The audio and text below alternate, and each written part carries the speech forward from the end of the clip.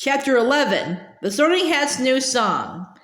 Harry did not want to tell the others that he and Luna were having the same hallucination, if that was what it was, so he said nothing about the horses as he sat down inside the carriage and slammed the door behind him.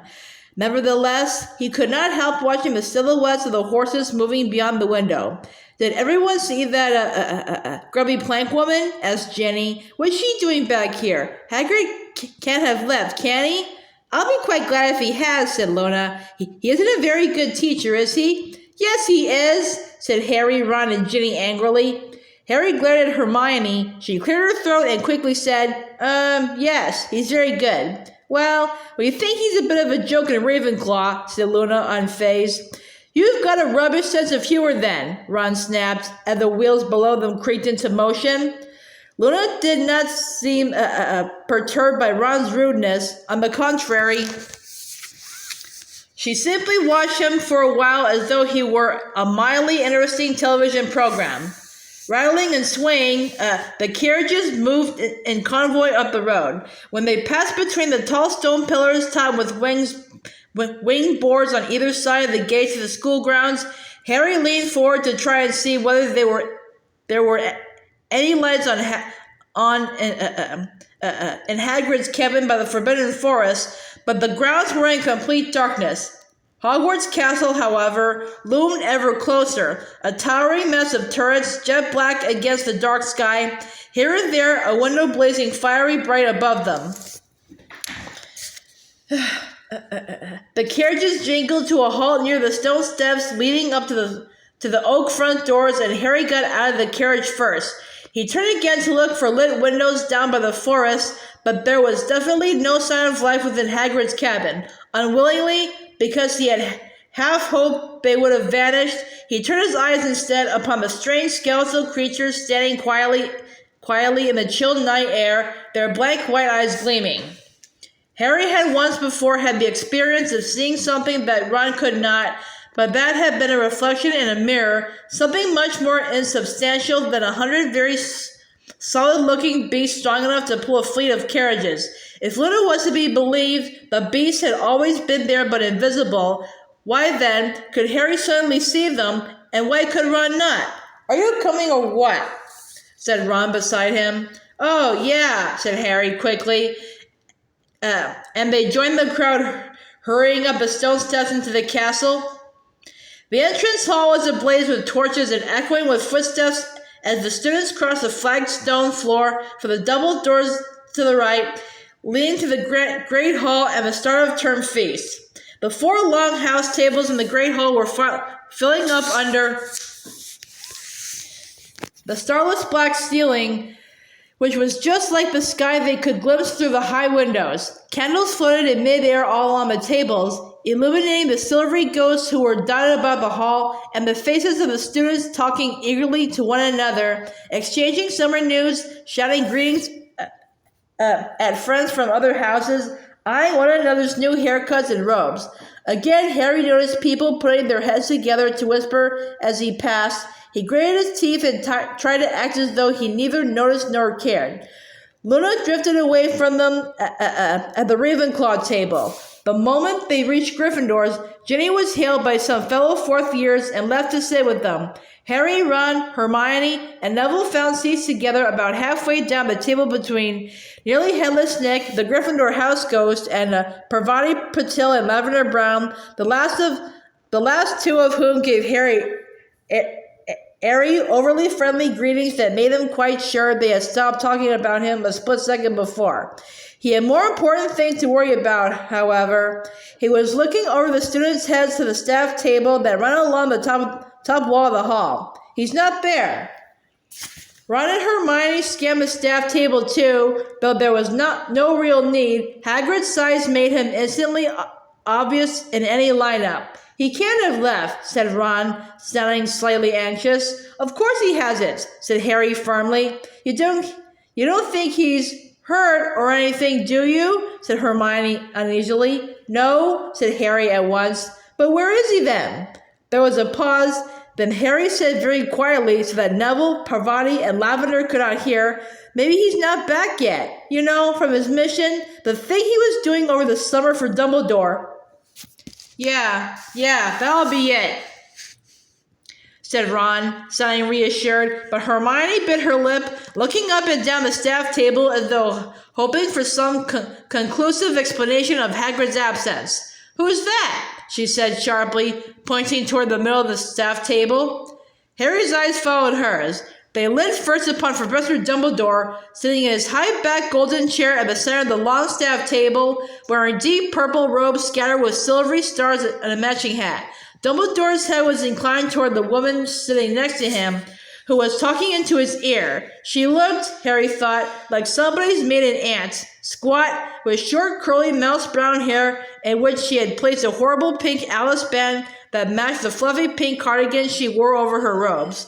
Then she turned her face slightly to take a sip from her from her goblet, and he saw, with a shock of recognition, a pallid toad-like face and a pair of prominent pouchy eyes. "It's that Umbridge woman."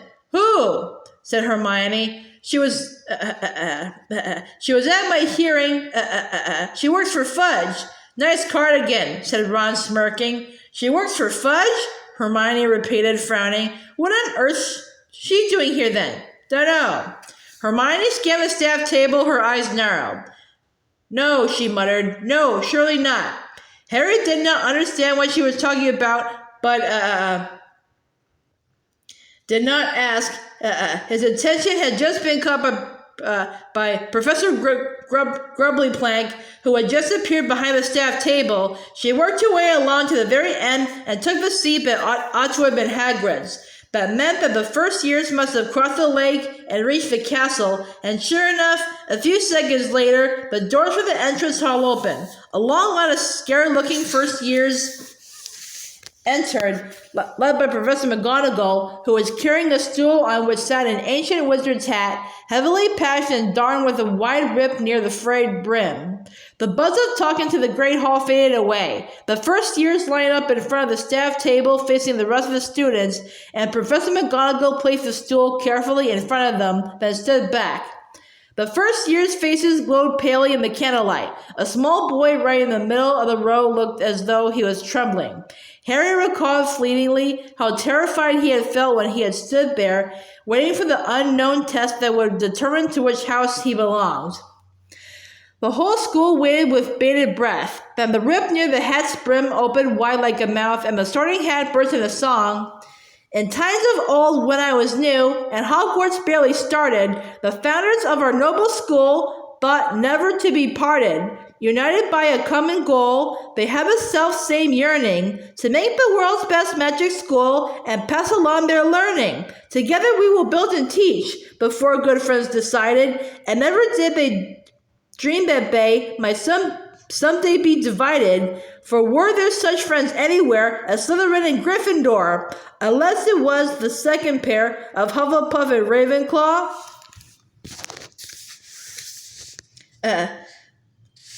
So how could it have gone so wrong? How could such friendship fail? "Why, I was there and so can tell the whole sad sorry tale," said Slytherin. "We'll teach just those whose ancestry is purest," said Ravenclaw. "We'll teach those whose intelligence is surest," said Gryffindor. "We'll teach all those with brave deeds to their name," said Hufflepuff. "I'll teach the lot and treat them just the same." These differences caused little strife when first they came to light, for each of the four founders had a house in which they might take only those they wanted. So, for instance, Slytherin took only pure-blood wizards of great cunning just like him, and only those of sharpest mind were taught by Ravenclaw, while the bravest and the boldest went to daring Gryffindor. Good Hufflepuff, she took the rest and taught them all she knew. Thus the houses and their founders retained friendships firm and true. So Hogwarts worked in harmony for several happy years, but then discord crept among us, feeding on our faults and fears. The houses that, like pillars four, had once held up our school, now turned upon each other and, divided, sought to rule. And for a while it seemed the school must meet an early end, with what dueling and with fighting, and the clash of friend on friend. And at last there came a morning when old Slytherin departed, and though the fighting then died out, he left us quite downhearted.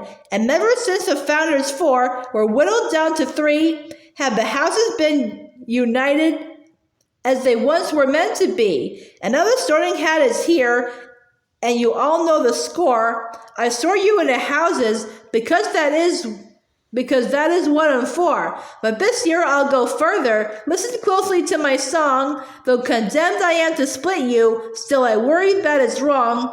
Though I must fulfill my duty, and must quarter every year, still I wonder whether sorting may not bring the end I fear. Oh, know the perils, read the signs, the warning history shows, for our Hogwarts is in danger from external deadly foes. And we must unite inside her, or will crumble from within. I have told you, I have warned you, let the sorting now begin. The hat became motionless once more. Applause broke out, though it was punctured, for the first time in Harry's memory, with muttering and whispers. All across the great hall, students were exchanging remarks with their neighbors, and Harry, clapping along with everyone else, knew exactly what they were talking about. Bryce got a bit this year, hasn't it? Said Ron, his eyebrows raised. Too right it has, said Harry. The sorting hat usually confined itself to describing the different qualities looked for by each of the 4 Hogwarts houses and its own role in sorting them. Harry could not remember it ever trying to give the school advice before. I wonder if it's ever given warnings before, said Hermione, sounding slightly anxious. Yes, indeed, said nearly headless Nick naugibly, leaning across Neville toward her. Neville winced. It was very uncomfortable to have a ghost lean through you. The hat feels itself honor bound to give the school due warning whenever it feels, but Professor McGonagall, who was waiting to read out the list of first year's names, was giving the whispering students the sort of look that scorches. Nearly headless Nick placed a see-through finger to his lips and sat primly upright again as the muttering came to an abrupt end.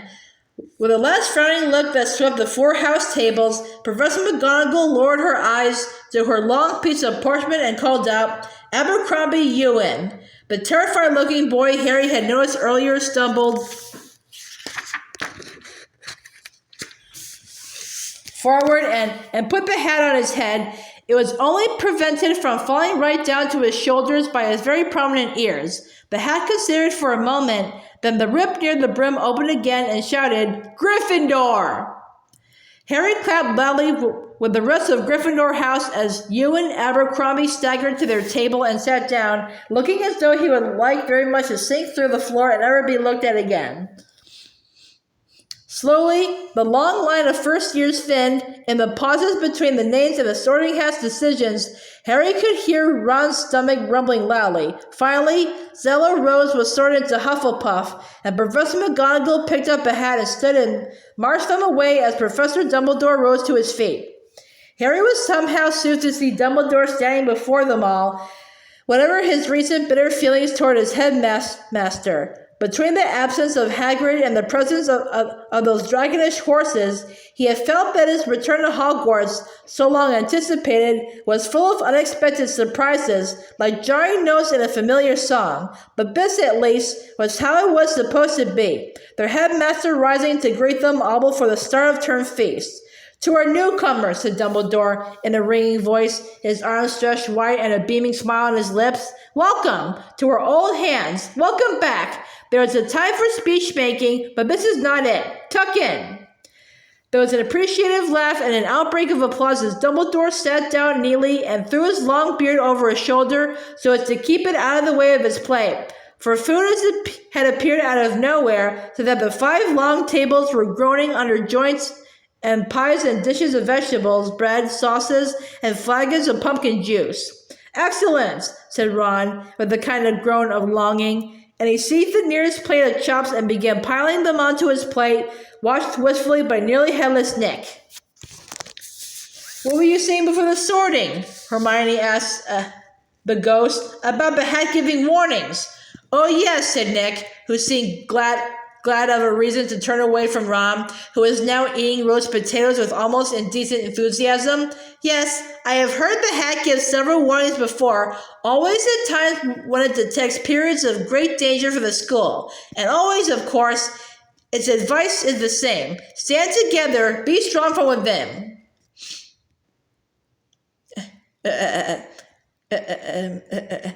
I'll cut it enough.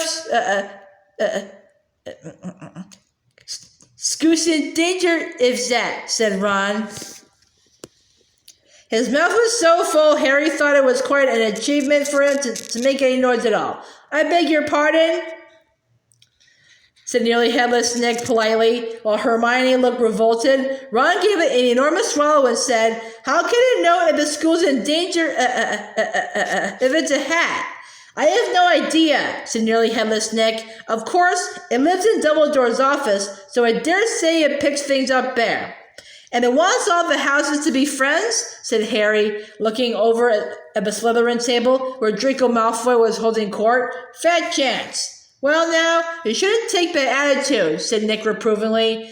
Peaceful cooperation, that's the key. We ghosts, though we belong to separate houses, maintain links of friendship. In spite of the competitiveness between Gryffindor and Slytherin, I would never dream of seeking an argument with the Bloody Baron.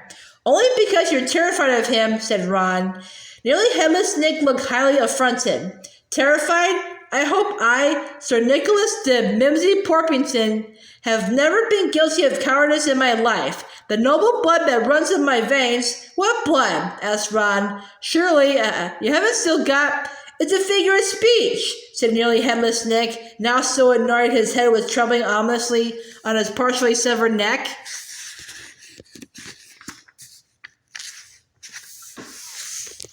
I assume I am still allowed to enjoy the use of whichever words I like, even if the pleasures of eating and drinking are denied me. But I am quite used to students poking fun at my depth, I assure you. Nick, he wasn't really laughing at you, said Hermione, throwing a fierce look at Ron.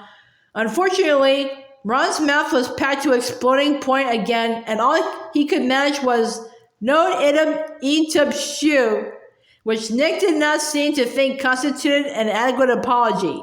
Rising into the air, he straightened his feathered hat and swept away from them to the other end of the table, coming to rest between the Creevy brothers, Colin and Dennis. Well done, Ron, snapped Hermione. What? Said Ron indignantly, having managed finally to swallow his food. I'm not allowed to ask a simple question? Oh, forget it, said Hermione irritably, and the pair of them spent the rest of the meal in huffy silence. Harry was too used to their bickering and bother trying to reconcile them. He felt it was a better use of his time to eat his way steadily through a steak and kidney pie than a large plateful of his favorite treacle tart. When all the students had finished eating and the noise level in the hall was starting to creep upward again, Dumbledore got to his feet once more. Talking ceased immediately as all turned to face the headmaster. Harry was feeling pleasantly drowsy now. His four-poster bed was waiting somewhere above, wonderfully warm and soft. Well, now that we are all digesting another magnificent feast, I beg a few moments of your attention for the usual start-of-term notices, said Dumbledore. First years ought to know that the forest and the grounds is out of bounds to students, and a few of our older students ought to know by now too. Harry, Ron, and Hermione exchanged smirks. Mr. Filch, the caretaker, has asked me, for what he tells me is the 462nd time, to remind you all that magic is not permitted in corridors between classes, nor are a number of other things, all of which can be checked on the extensive list now fastened to Mr. Filch's office door. We have had 2 changes in staffing this year. We are very pleased to welcome back Professor Grubbly Plank, who will be taking care of magical creatures lessons. We are also delighted to introduce Professor Umbridge, our new Defense Against the Dark Arts teacher. There was a round of polite but fairly unenthusiastic applause during which Harry, Ron, and Hermione exchanged slightly panicked looks. Dumbledore had not said for how long Grubbly Plank would be teaching. Dumbledore continued, tryouts for the house Quidditch teams will take place on the... He broke off, looking inquiringly at Professor Umbridge. As she was not much taller standing than sitting, there was a moment when nobody understood why Dumbledore had stopped talking, but then Professor Umbridge said, hem, and it became clear that she had got to her feet... and it became clear that she had got to her feet and was intending to make a speech. Dumbledore only looked taken aback for a moment, then he sat back down smartly and looked alertly at Professor Umbridge as though he desired nothing better than to listen to her talk. Other members of staff were not as adept at hiding their surprise. Professor Sprout's eyebrows had disappeared into her flyaway hair, and Professor McGonagall's mouth was as thin as Harry had ever seen it. No new teacher had ever interrupted Dumbledore before. Many of the students were smirking. This woman obviously did not know how things were done at Hogwarts. Thank you, Headmaster, Professor Umbridge simpered, for those kind words of welcome.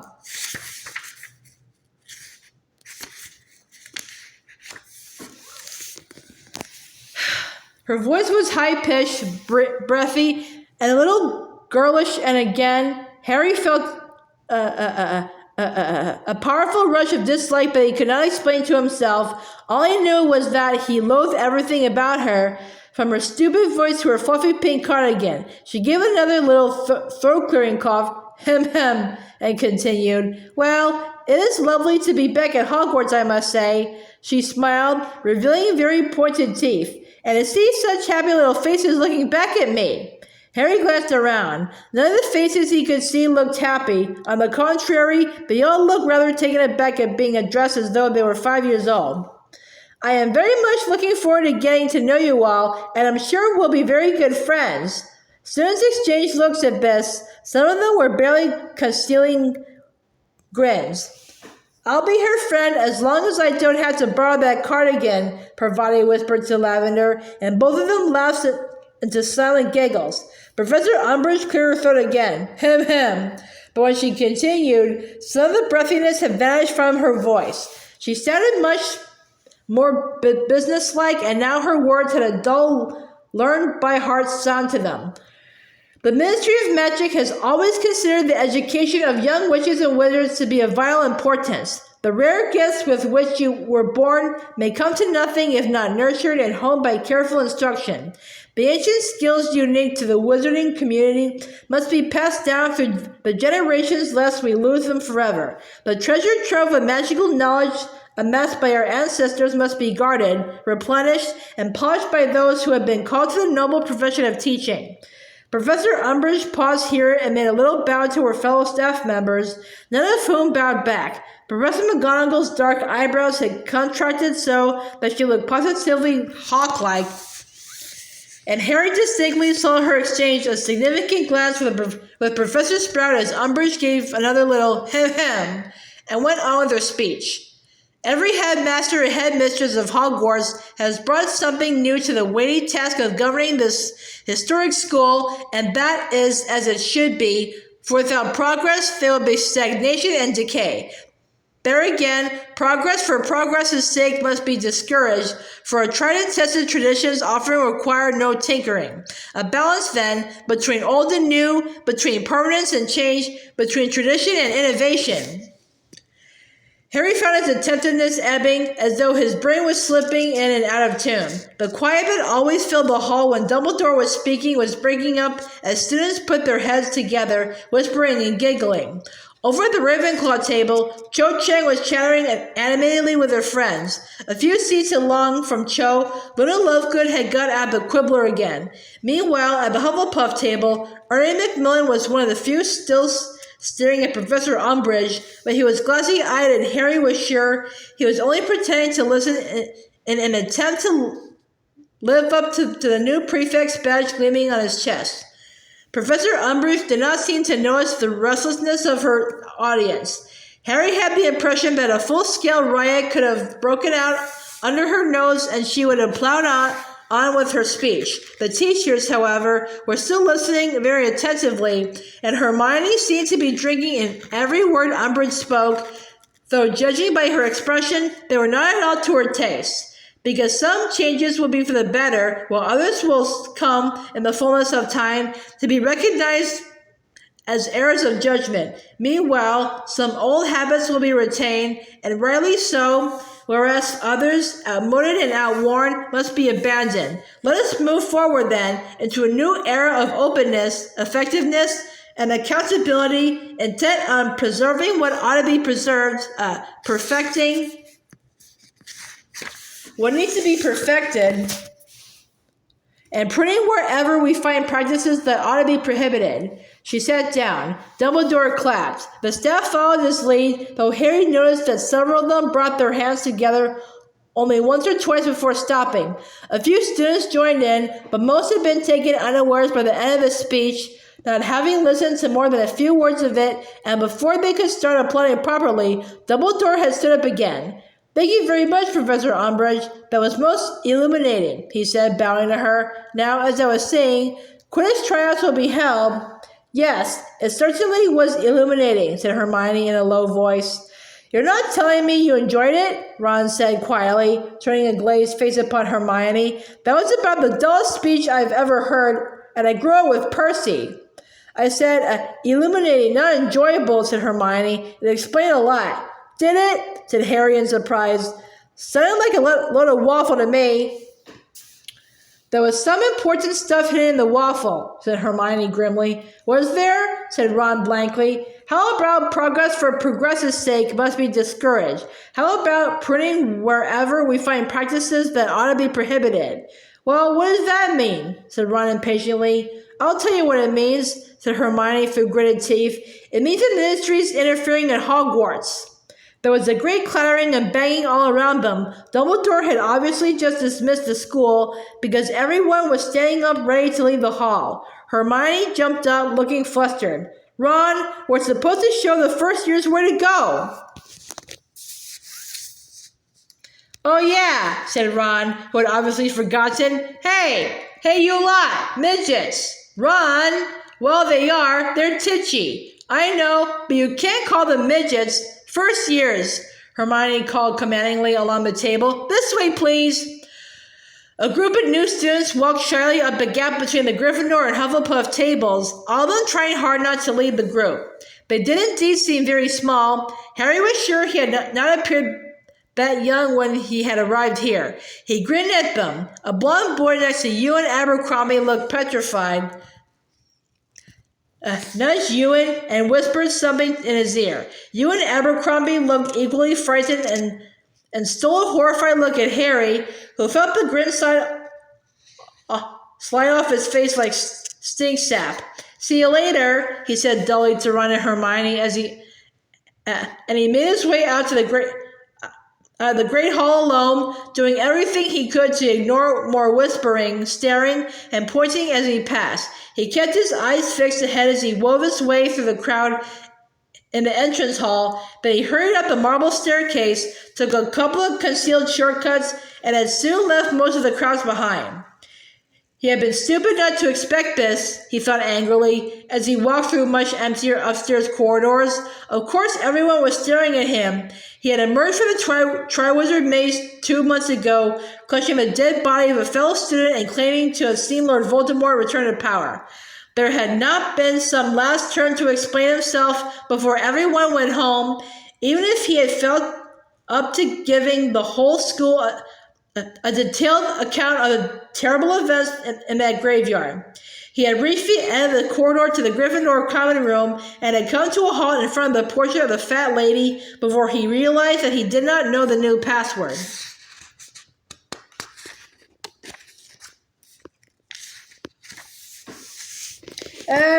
He said glumly, staring up at the fat lady, who smoothed the folds of her pink satin dress and looked sternly back at him. "No password, no entrance," she said loftily. "Harry, I know it," someone panted from behind him, and he turned to see Neville jogging toward him. "Guess what it is? I'm actually going to be able to remember it for once."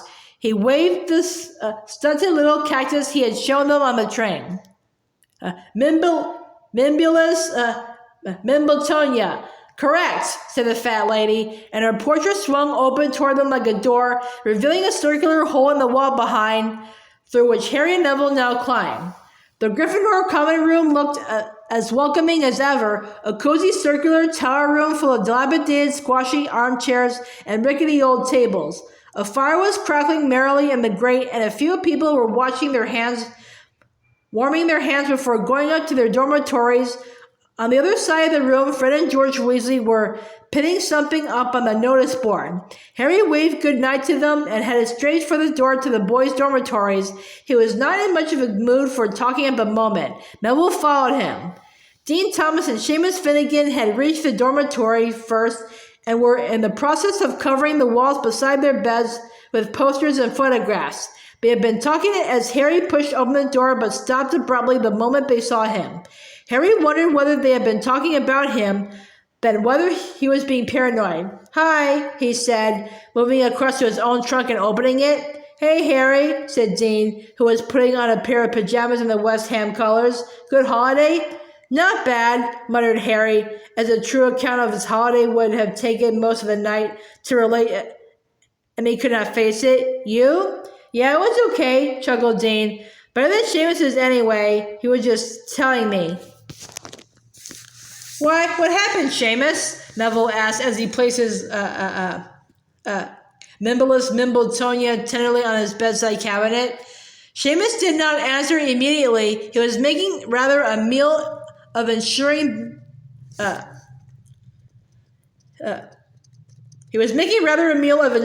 his poster of the Kenmare Kestrel's Quidditch team was quite straight.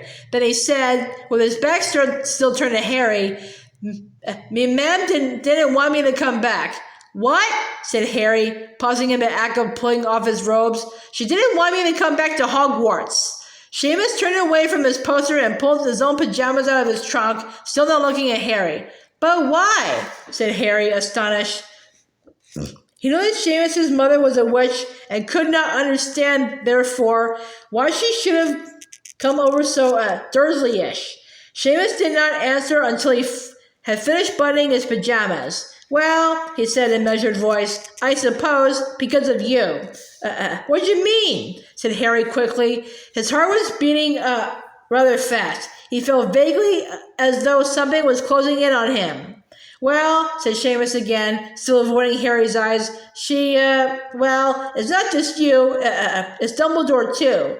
"She believes the Daily Prophet?" said Harry. "She thinks I'm a liar and Dumbledore's an old fool?" Seamus looked up at him. "Yeah, something like that." Harry said nothing. He threw his wand down onto his bedside table, pulled off his robes, stuffed them angrily into his trunk, and pulled on his pajamas. He was sick of it, sick of being the person who was stared at and talked about all the time. If any of them had the faintest idea what it felt like to be the one all these fates had happened to, Mrs. Finnegan had no idea. The stupid woman, he thought savagely. He got into bed and made to pull the hangings closed around him, but before he could do so, Seamus said, "Look, what did happen that night when, with Cedric Diggory and all?"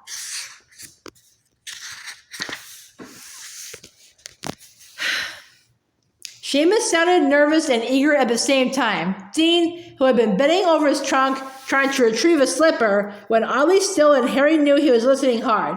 "What are you asking me for?" Harry retorted. Just read the Daily Prophet like your mother, why don't you? That'll tell you all you need to know." "Don't you have a go at my mother," snapped Seamus. "I'll have a go at anyone who calls me a liar," said Harry. "Don't talk to me like that."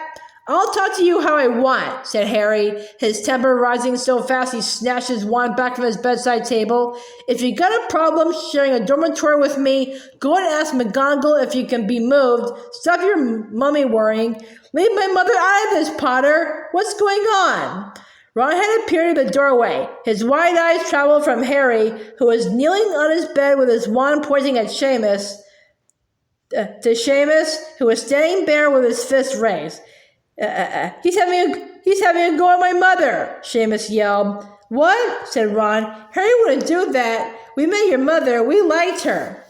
That's before she started believing every word the stinking Daily Prophet writes about me, said Harry at the top of his voice. Oh, said Ron, comprehension dawning across his freckled face. Oh, right. You know what? Said Seamus heatedly, guessing Harry a venomous look. He's right. I don't want to share a dormitory with him anymore. He's a madman. That's out of order, Seamus, said Ron, whose ears were starting to glow red, always a danger sign. Out of order, am I? Shouted Seamus, who in contrast with Ron was turning paler. You believe all the rubbish he's come out with about you-know-who, do you? You reckon he's telling the truth? Yeah, I do, said Ron angrily. Then you're mad too, said Seamus in disgust. Yeah? Well, unfortunately for you, pal, I'm also a prefect, said Ron, jabbing himself in the chest with a finger. So unless you want a detention, watch your mouth. Seamus looked for a few seconds as though detention would be a reasonable price to pay to say what was going through his mind, but with a noise of contempt, he turned on his heel, vaulted into bed, and pulled the hangings shut with such violence that they were ripped from the bed and fell in a dusty pile to the floor. Ron glared at Seamus, then looked at Dean and Neville. Anyone else's parents got a problem with Harry? He said aggressively. My parents are muggles, mate, said Dean, shrugging. They don't know nothing about no deaths at Hogwarts because I'm not stupid enough to tell them. You don't know my mother. She'll weasel anything out of anyone. Seamus snapped at him. Anyway, your parents don't get the Daily Prophet. They don't know our headmaster's been sacked from the Wizengamot and the International Confederation of Wizards because he's losing his marbles. My grand says that's rubbish.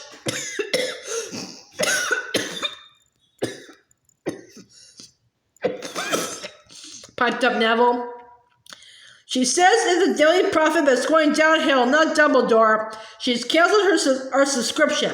We believe Harry, he said simply. He climbed into bed and pulled the covers up to his chin, looking owlishly over them at Seamus. My gran's always said you-know-who would come back one day. She said if Dumbledore says he's back, he's back. Harry felt a rush of gratitude toward Neville. Nobody else said anything. Seamus got out his wand, repaired the bed hangings, and vanished behind them. Dean got into bed, rolled over, and fell silent. Neville, who appeared to have nothing more to say either, was gazing fondly at his moonlit cactus. Harry lay back on his pillows while Ron bustled around the next bed, putting his things away. He felt shaken by the argument with Seamus, whom he had always liked very much. How many more people were going to suggest that he was lying or unhinged?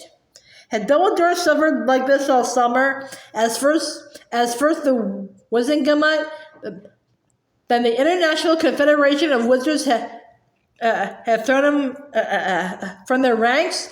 Was it anger at Harry, perhaps, that had stopped Dumbledore getting in touch with him for months? But two of them were in this together, after all. Dumbledore had believed Harry, announced his version of events to the whole school, and then to the wider wizarding community. Anyone who thought Harry was a liar had to think that Dumbledore was too, or else the Dumbledore had been hoodwinked. They'll know we're right in the end, thought Harry miserably, as Ron got into bed and extinguished the last candle in the dormitory. But he wondered how many attacks like Seamus's he would have to endure before that time came.